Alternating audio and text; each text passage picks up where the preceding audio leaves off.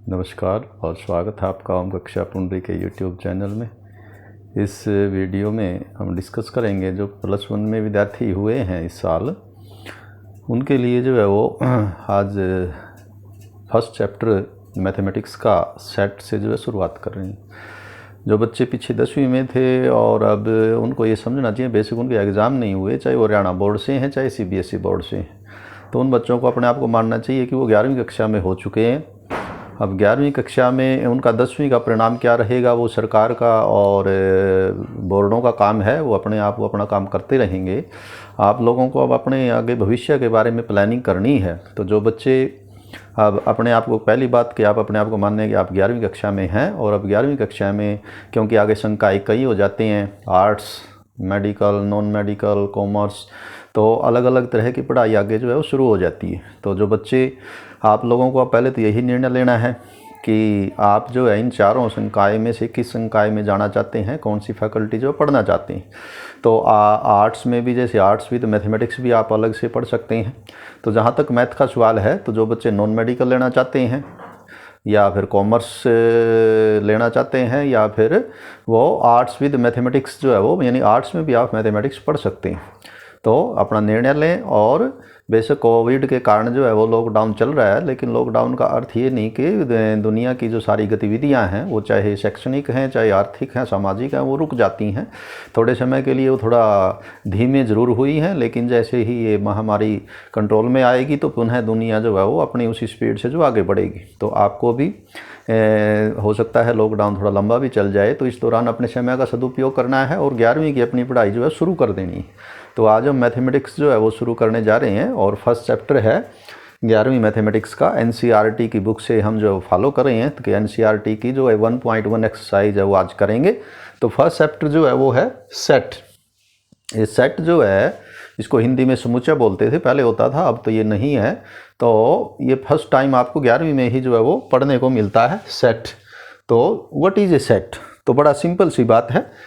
Set is a collection, ये एक समूह है, कलेक्शन है किसका? Of well defined objects. Well defined objects. तो इसमें पहली बात ये कलेक्शन है, दूसरी बात ये वो जो कलेक्शन है वेल डिफाइंड है। वेल डिफाइंड का मीनिंग ये हुआ कि जैसे ही आपको कोई डेफिनेशन दी जाए तो उसमें कोई कन्फ्यूज़न ना रहे कि इसके अनुसार इस ग्रुप में कौन आएगा कौन नहीं आएगा। जैसे कहे कि चलिए इंटीजर्स ले लेते हम, ग्रुप ऑफ इंटीजर्स। आपको इंटीजर्स का समूह कोई कह देता है, तो क्या ये सेट होगा? तो वो हमें सोचना है कि इंटीजर क्लियर कट कोई डेफिनेशन है उनकी या नहीं है। तो सेट ऑफ इंटीजर जो है it will be A set, कि ये एक सेट है।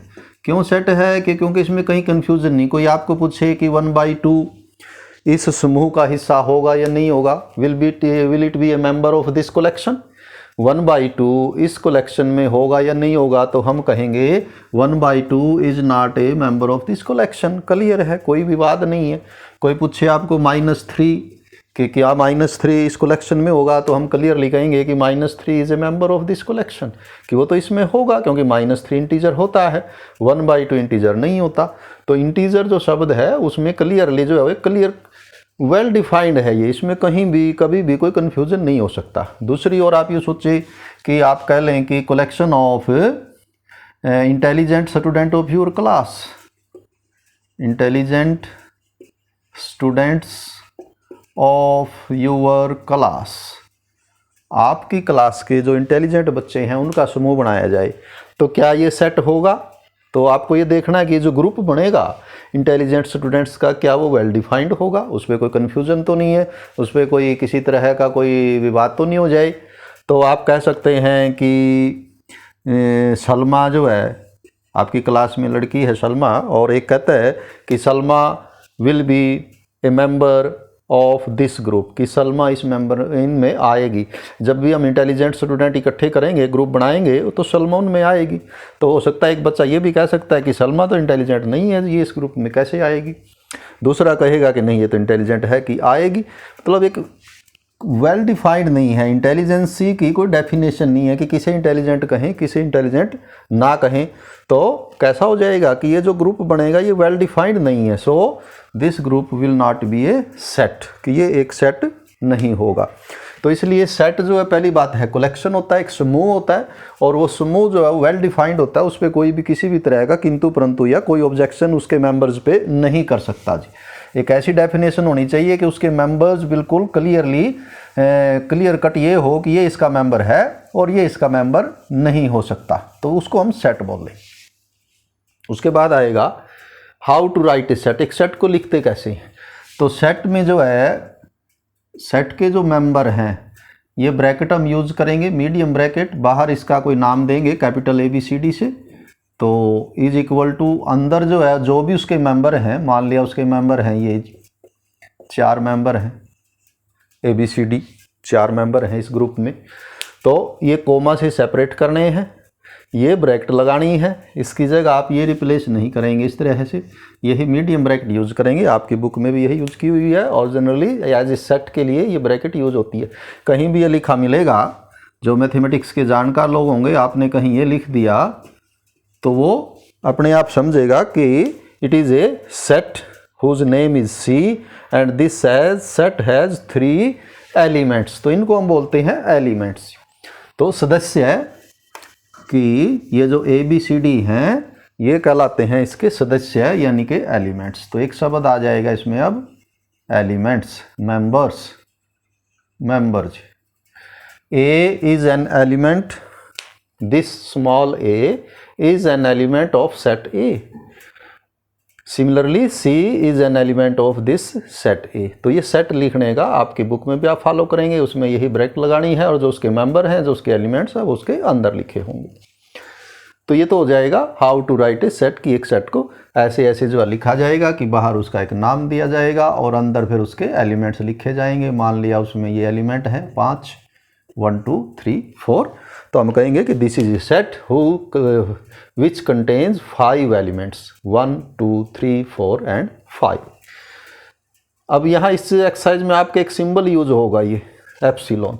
दिस मीन्स बिलोंग्स टू, यानी ये जो सिंबल है इसका अर्थ है बिलोंग्स टू और is a member of the set.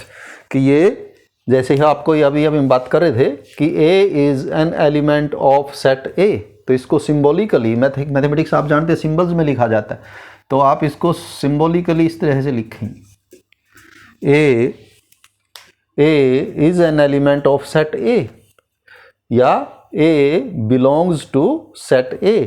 लेकिन मान लिया हम E की बात करें, E, तो E जो है वो सेट A में नहीं है, तो हम इसको क्रॉस कर देंगे। Cross means is not, E is not element of set A, कि E जो है सेट A का एलिमेंट नहीं है, but A is element of set A। तो ये सिंबल का यूज है इसमें।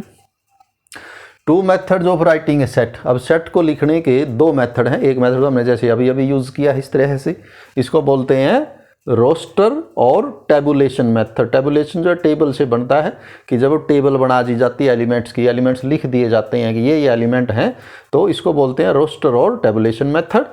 और दूसरा है सेट बिल्डर फॉर्म। उसी को सेट बिल्डर फॉर्म मीन्स एक डेफिनेशन आप दे दें, जैसे आप इसी की डेफिनेशन क्या दे देते हैं, A is the set which contains X।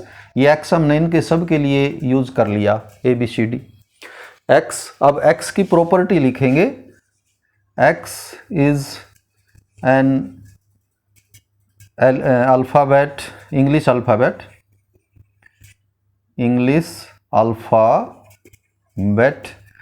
is an alphabet first 4 among first 4 elements, is among English first 4 English alphabet. तो पूरी एक डेफिनेशन फर्स्ट 4 जी, कि what is the x is among the first 4 English alphabet, की English की जो alphabet है जो वर्णमाला है उसमें से जो पहले 4 हैं उनके बारे में, और ये पहले 4 ही हैं ABCD, तो हमने एक डेफिनेशन लिख दी। तो इस तरह से जब लिखा जाएगा that will be called set builder form, meaning दोनों का एक ही है।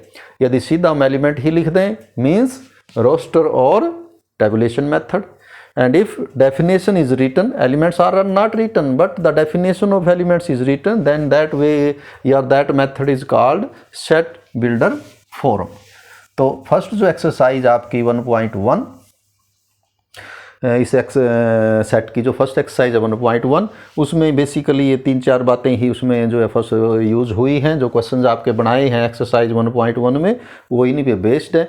तो आपको ये 2-3 बातें ये सेट की डेफिनेशन तो के यूज़ के लिए, जैसे फर्स्ट क्वेश्चन उसने दिया है, फर्स्ट जो क्वेश्चन है उसमें कुछ कलेक्शन दी है, आपको बताना है कि it will it be A set, कि क्या वो कलेक्शन एक सेट होगी।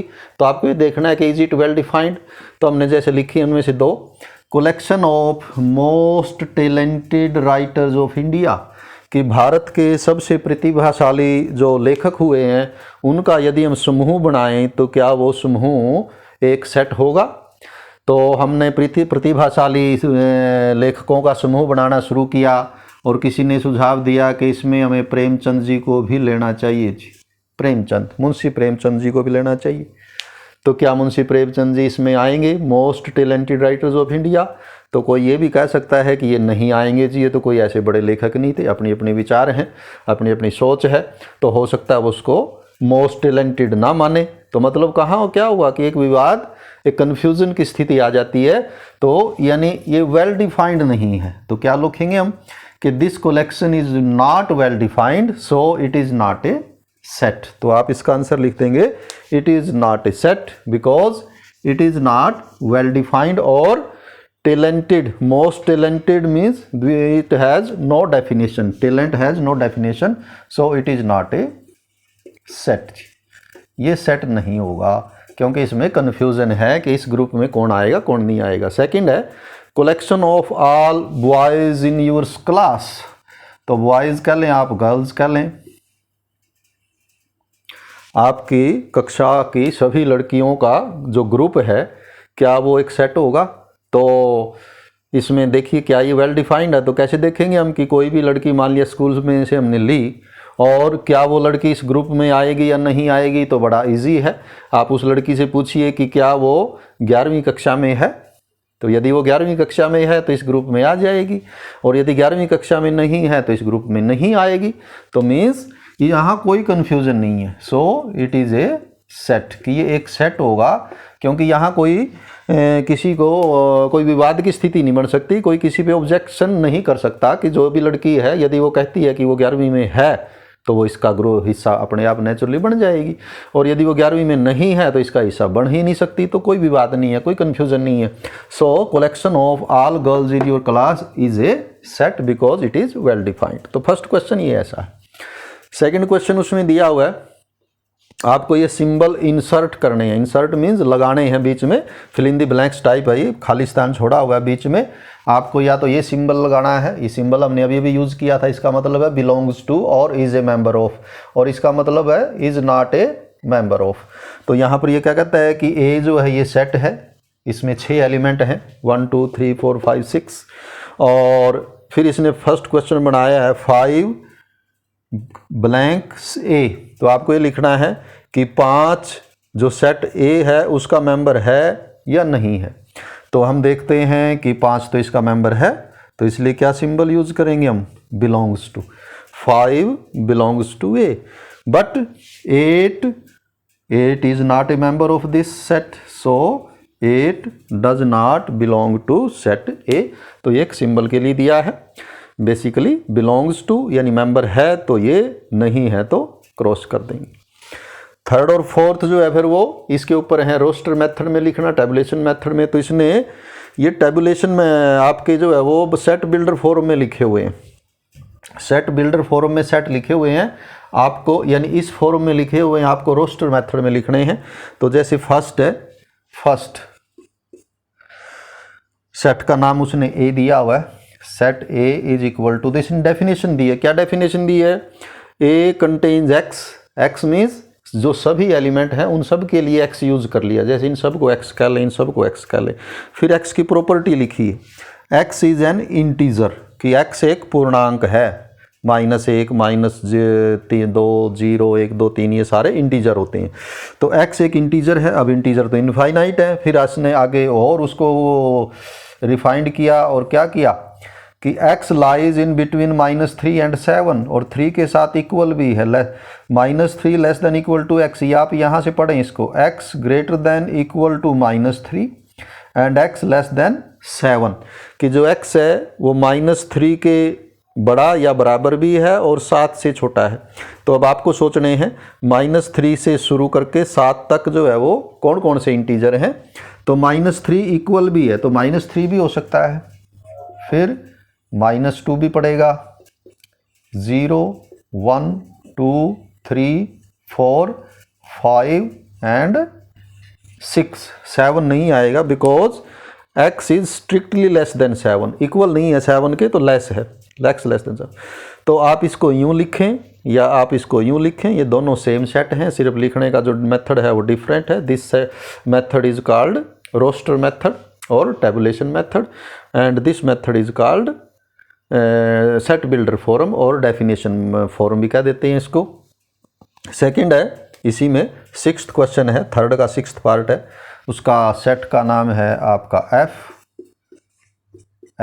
और वो क्या कहता है f में कौन लिखना है, x, यानी f में जो लिखने हैं x is an letter of word better, कि बेटर में जो वर्ड लेटर आए हैं वो लिखने हैं। तो कौन कौन आया है बेटर में, देखिए, तो बेटर में जैसे B आया है तो एक तो B हो जाएगा, और E आया है तो ये E हो गया जी। उसके बाद T आया है, T, उसके बाद एक और T आया है, तो दोबारा T लिखने की ज़रूरत नहीं है, कि एलिमेंट्स जो है वो रिपीट नहीं होते। क्यों रिपीट नहीं होते, क्योंकि ये कलेक्शन है, ग्रुप है, ग्रुप कलेक्शन। अब ग्रुप में क्या है, मान लिया राम श्याम मोहन 3 का ग्रुप है, राम श्याम मोहन, राम मीर कह लें जी, मोहन और कोई और कह लें, चलो नरेश, इन 4 का एक ग्रुप है। तो यदि हम इस राम को दोबारा भी लिख दें तो क्या ये ग्रुप अलग हो जाएगा, तो ग्रुप तो अलग होना नहीं है। राम तो हम पहले लिख चुके हैं कि इस ग्रुप में राम, अब राम का नाम 6 बार लिख लें तो वो तो रहेगा तो वही एक ही। तो मतलब क्योंकि ये ग्रुप है, कलेक्शन है, तो इसलिए कोई एलिमेंट दोबारा लिखने का कोई फ़ायदा नहीं है। तो टी जो है आपने एक बार लिख दिया, तो बेशक दोबारा टी आया है, लेकिन हम लिख चुके हैं कि इसमें टी भी आया है। ई भी हम पहले लिख चुके हैं कि ई इसमें आया है, और आर आया है, तो आर पहले हमने नहीं लिखा। तो इसमें 4 लेटर जो है यूज हुए हैं, बी ई टी और आर। ये अलग बात है कि डबल टी आया है, डबल ई आया है, लेकिन लेटर तो एक ही है वो। तो बी ई टी आर ऐसे लिखेंगे इसको, तो इसके आंसर हो जाएंगे। 4th क्वेश्चन इसका बिल्कुल अपोजिट है, उसमें ऐसे ऐसे लिखे हैं, इस तरह से, उनको आपको इस तरह से लिखना, उनकी एक डेफिनेशन बनानी है। जैसे 1st क्वेश्चन है कि सेट में जो है वो क्या क्या है, 3 6 9 और 12, एक ऐसा सेट लिखिए जिसका मीनिंग हो 3 6 9 12। तो क्या लिखेंगे आप, क्योंकि रोस्ट इसमें सेट बिल्डर फॉर्म में लिखना है तो ये ऊपर लिखे हुए हैं, तो इनका नाम लिखेंगे कुछ भी, उसके बाद लिखेंगे एलिमेंट x, और x के बाद उसकी प्रॉपर्टी लिखेंगे। x क्या है, ऐसा बनाते हैं हम 3 6 9 12, जैसे क्या बन जाता है, जैसे हो सकता है कि x is equal to 3n, कि x जो है वो 3n के इक्वल है, और जो n है वो नेचुरल नंबर है, लेकिन नेचुरल नंबर तो फिर 1 2 3 4 5 6 7 8 9 बहुत ज़्यादा हो जाएंगे, तो हमें तो ये 12 पे क्लोज भी करना है कि 12 से आगे ना जाए। तो फिर n पे एक और कंडीशन लगा देंगे हम, लेस देन इक्वल टू 4। तो इस तरह से यदि हम इसको लिख देते हैं तो इन दोनों का एक ही मीनिंग होगा। इसका क्या क्या मतलब हुआ कि इस सेट में कौन है, ऐसे x हैं कि x जो है वो 3n के इक्वल हैं, और n एक नेचुरल नंबर है और वो 4 या 4 से कम है। तो 4 या 4 से कम कितने नेचुरल नंबर बनेंगे, 4 ही बनेंगे, 1 2 3 4। तो सबसे पहले यहाँ 1 रखेंगे, n की जगह 1, तो 1 रखेंगे, 3 × 1 तो 3 हो जाएगा। फिर यदि 2 रखेंगे तो 3 × 2 6 हो जाएगा, फिर 3 रखेंगे 9 हो जाएगा, 4 रखेंगे तो 12 हो जाएगा। तो ये और ये सेम सेट हैं, सिर्फ ये रोस्टर फॉर्म में है, टेबुलेशन फॉर्म में है, ये सेट बिल्डर फॉर्म में है। इसी प्रकार ये आपका फिफ्थ पार्ट है क्वेश्चन नंबर 4 का, कि ये एक सेट है जिसमें आया है 1 4 9 2 100, 1 4 9 100 तक डैश डैश करके ये संख्याएं उसमें आई हैं। तो ये एक सेट है, क्लियरली इसमें टेबुलेशन फॉर्म में या रोस्टर फॉर्म में लिखा हुआ है। इसमें 1 है, 4 है, 9 है, इसके बाद 9 के बाद आगे 16 आ जाएगा, 16 के बाद 25, तो इस तरह से 100 तक। तो आपको इसको डेफिनेशन फॉर्म में लिखना है, रोस्टर फॉर्म में लिखना है, तो क्या लिख सकते हैं हम? इसका कोई नाम लिखेंगे, set B is equal to इस कंटेन्स एक्स, के इसमें एक्स है, ये एक्स हमने सब के लिए लिख दिया। फिर एक्स की डेफिनेशन लिखेंगे कि एक्स जो है वो किसके बराबर है? एन का स्केयर है जी। देखें आप, ये सभी स्केयर है, 1 का स्केयर, 2 का स्केयर, 3 का स्केयर, 4 का स्केयर और 10 स्केयर तक है। तो एक्स जो है वो एन का स्केयर है और एन जो है एक नेचुरल नंबर है और कहाँ से कहाँ तक है? 10 से या 10 से कम है जी। तो हमने सारी प्रॉपर्टीज़ या सारी उसकी क्वालिटीज़ जो लिख दी हैं। हमने क्या लिखा कि this set is set B which contains x. तो ये एक्स आपने इन सभी के नाम के लिए एक एक्स लिखा है। फिर एक्स की प्रॉपर्टी लिखी कि एक्स जो है एन स्केयर के बराबर है, यानी ये भी स्केयर है, ये भी स्केयर है, और किसका स्केयर है? कि ये नेचुरल नंबर के स्केयर हैं, और वो जो नेचुरल नंबर हैं वो 10 या 10 से कम है। तो वही नेचुरल नंबर 1 से शुरू होंगे और चलते चलते कहाँ तक जाएंगे? ये 10 तक होंगे। तो 1 स्केयर करेंगे हम यहाँ शुरू में, x is equal to 1 square, 1 square is 1। फिर करेंगे x is equal to 2 square, 4, 3 square, 4 square, करते करते आ जाएगा 10 स्केयर। तो इसका मीनिंग और इसका मीनिंग जो है वो सेम है। तो ये हमारा फर्स्ट जो एक्सरसाइज है वो बिल्कुल सिंपल है, जिसमें सेट की डेफिनेशन है। थोड़ा सा सेट के बारे में वेल डिफाइंड के मीनिंग के लिए उसने कुछ ये दिया है कि आप समझ जाएं कि वेल डिफाइंड का क्या मीनिंग है। उसके बाद सिर्फ ये सिंबल है, बिलोंग्स टू और डज नॉट बिलोंग टू, और ये 2 मेथड हैं, रोस्टर मेथड और सेट बिल्डर फॉर्म। तो बड़ी इजी एक्सरसाइज है। असल में पूरा ये सेट का जो चैप्टर है आपका बड़ा इजी है। धीरे धीरे आप इसको शुरू करें और जैसे जैसे आप थोड़ा सा उसे इसको स्टडी करेंगे तो पाएंगे कि ज़्यादा मुश्किल नहीं है। तो उम्मीद है कि आप बच्चे जो है वो जिसको अभी 11वीं मैथमेटिक्स पढ़ना है इसको शुरू करेंगे और अपनी नोटबुक में लिखेंगे। इसके जो कंप्लीट सॉल्यूशन है वो आपको भेज दिए जाएंगे। तो हैव ए नाइस डे।